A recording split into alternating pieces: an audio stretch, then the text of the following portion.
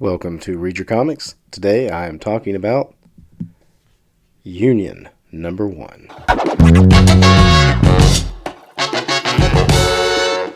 This book is part of my exploration of the top-selling books of 1993. That was a pivotal year for comics. The speculator boom had really kind of hit its peak, and comics were selling just ridiculous numbers. So this goes to show you, here's a brand new character from Image Comics, and it was the number 53rd selling comic of the year. This is with art by Mark Texeira. Something interesting about this is Mark Texeira also had another top 50 book, Sabretooth, #1. This book was the number 48 top selling book of the same year, and actually these came out. This has a June cover date, and this has an August cover date. So he was doing these two miniseries. I don't know how much lead time he had between them, but I found that pretty fascinating that, he had these two series that came out in the same summer, and they were both nearly both in the top 50 of top selling books. Something about this in the back, there's a little write-up about the cover took 3 weeks to produce, this nice holographic foil cover, and there's also some embossed details on the character here. I thought that was an interesting little thing to talk about, how this cover actually took so long to print that it may have put the book back. So maybe he was done with this before he was working on Sabretooth. I don't know. That would be an interesting question to ask him. I mostly knew Mark Texeira from Ghost Rider before this, and I was drawn to this book because, one, I did know who he was, and two, he's got these awesome looking lightsaber baton things. And then, of course, I was just all in on Image at the time. It was the hot thing the hottest thing going with the hottest artist, and I pretty much picked up any #1 at the time. But let's dive in and see if this book was any good.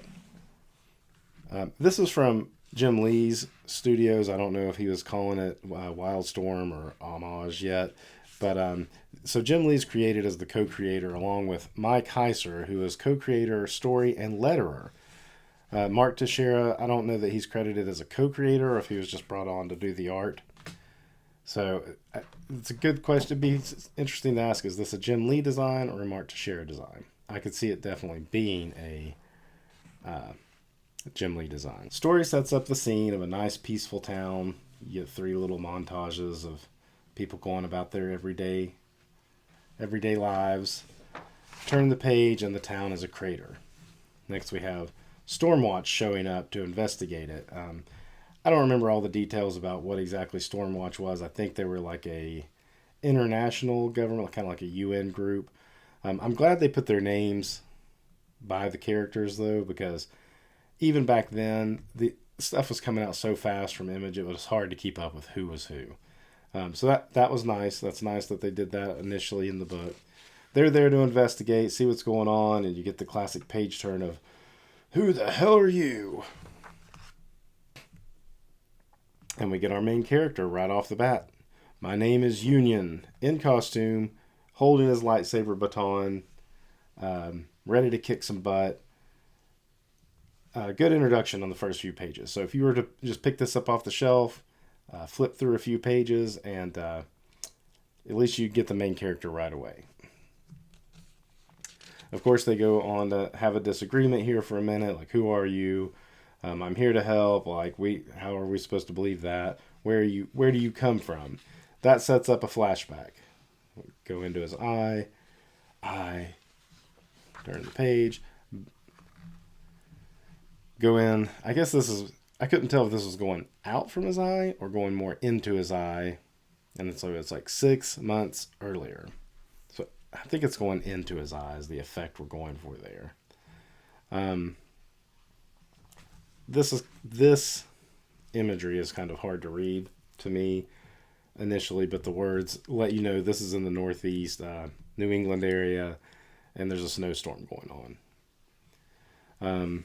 This character is named in this narration, which I think is good, to just go ahead and tell characters' names right off the bat.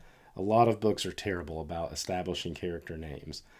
This one's pretty good at that. So her name is Jill Monroe. She lives in the New England area. She's snowed into her cabin. She sees this green shooting star, which she finds odd that it's green. As she's watching it, it comes down kind of near her house. Drops like an explosion of sorts, energy blast. She gets back to the window and there's this man, looks like he's trying to jump up and fly, and quad falls down. I like these two panels a lot. These three actually that's good storytelling, because you can see she's looking out the window, you see his distress, and then like the heaviness of this large bodied person, quad. She goes out to help him, giving you a sense of how strong the storm is. She ties a rope to a tree to like anchor herself down, or maybe the rope was already there, and gets to him and is able to drag him in. And I do like, it does say with much effort, I believe, after a slow but mercifully uneventful crawl back to the river edge. So that's nice that they made it more realistic that this woman had a hard time getting him back, and not just picking him up and carrying him. So now we get a flashback within a flashback, or a dream within a flashback, to give you a little background on where he comes from. We see him smiling. Hello, lover. So he's got, his female partner from wherever it is he comes from. And he mentions there's like a war, but it's ending. And they name him now too. Beyond knowing that his name is Union from the book, his regular name is Omen. Ohmen. Kind of on the nose, I think. But anyway, and he's mentioning how the war is over and they can finally be together. Here they look almost just like Earth human. Some kind of disaster is happening here. He's yelling for help, and then he wakes up. And he wakes up on the cabin of the Jill person.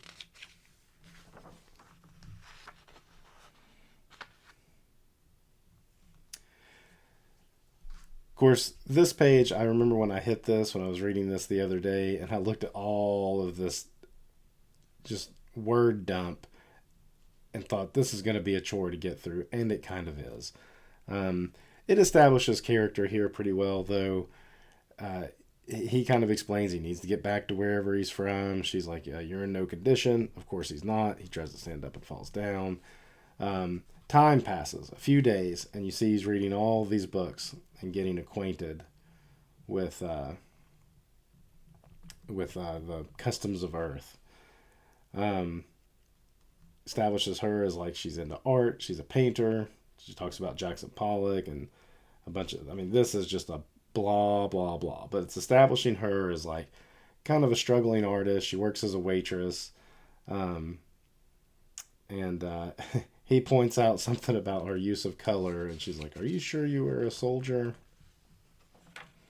And he mentions in here, yes, he says, I am a relayer in the service of the Protectorate. You don't recognize the uniform? So that's establishing his, who he was with, I guess, in his other world, the Protectorate. So his name is Omen, and he worked for the Protectorate. Very hero building there. After he is criticizing her use of color, she's like, are you sure you were a soldier? More time passes, and now it looks like it's maybe springtime. They go out to a beach where he puts on his garb, lights up his lightsaber bow staff, and shows her that he can fly. When I look at Texeira now, like, I was unfamiliar with Gene Colan back in the day, but when I look at his work now, I see that. There's like a fluidness to it. Even in something still like this, it just seems like there's like a liquidy movement. Which reminds me a lot of Gene Colan. but it's a little rough, a little rougher than Colwyn. He takes her for a flight. Here they kind of discuss that he needs to get back to wherever he's from, and she's sad because obviously she's got this man living with her, and she has to fall in love with him. And even though he had his woman back home, he's okay with it, I guess. 2 days later, they're at the restaurant she works at, and he makes a joke about eating lobster, that they are monsters, little monsters that people eat here. They see on the news, oh, there's these guys, and they've got staffs like him, and uniforms that look kind of similar, but the red staff. If we know anything about a red glowing stick, it means they're bad. So he immediately identifies them as those are directorate soldiers. So we had the protectorate versus the directorate. He assumes they followed his trail there. But he doesn't go after him right away because it says shortly at Jill's home, I guess. So maybe this was just like after dinner and they were walking home. She talks about how he needs like a secret identity just in case he comes across a young blood type, him wearing the uniform. They won't know if he's good or bad, and just so he can keep a low profile when he's not all geared up, that he needs a secret identity. So he chooses the name Union because he has the Justice Stone is powered by a process similar to what your scientists call cold fusion. The word we have for it is union. Union. That sounds a little better, or that sounds a little vague. It will serve. So he basically says, I'm going to go and confront those guys and see if I have a way to get back, but I won't leave before I come and say goodbye. Interesting panel here. So this is the cut back to the beginning of the issue. So I guess we're back at the present. Interesting use here of like her. It even like breaks the panel a little bit right there. It's a nice touch. As he encounters Stormwatch. So it is kind of interesting at this point in the Image universe. We're still trying to combine it like the Liefeld stuff of Youngblood with the Wildstorm stuff of Jim Lee. So there's a lot of discussion about Youngblood, but you don't ever see him in here. We're just going to use the Jim Lee characters.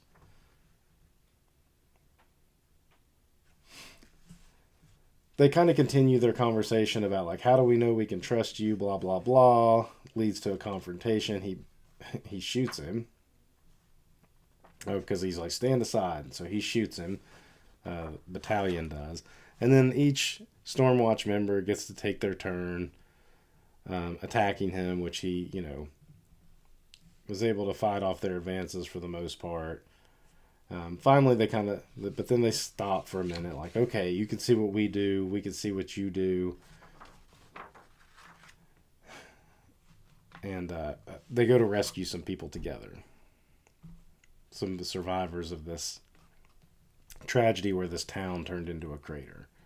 And they work together to do it. Not a whole lot. A lot of the words here, like, it just gets descriptive about what they're trying to do.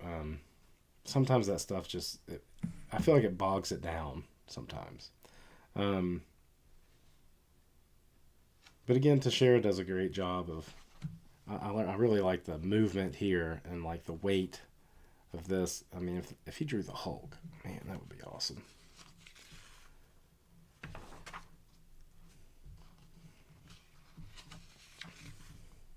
They continue to rescue people, and then basically they just kind of have a chat about like, hey, I'm here if you need me, and but I'm gonna go now.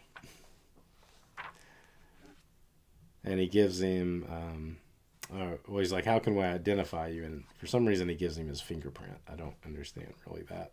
I guess it's to show a sign of trust. Like, look, here's my fingerprint. You can take my fingerprint like I've seen in your police shows and books, and that way you can identify me. And he goes back to Jill. She's happy to have him back.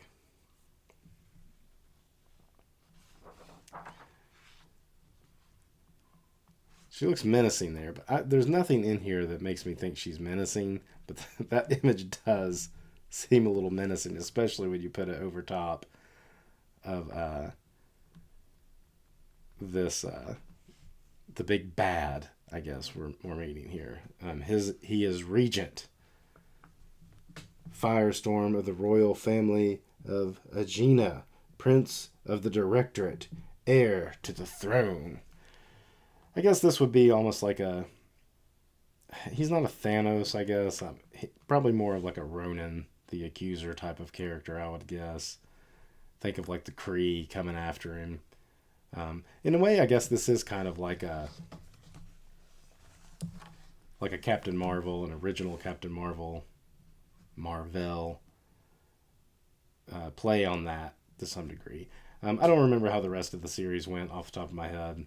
I just kind of want to look at this for this Exploring 1993 book.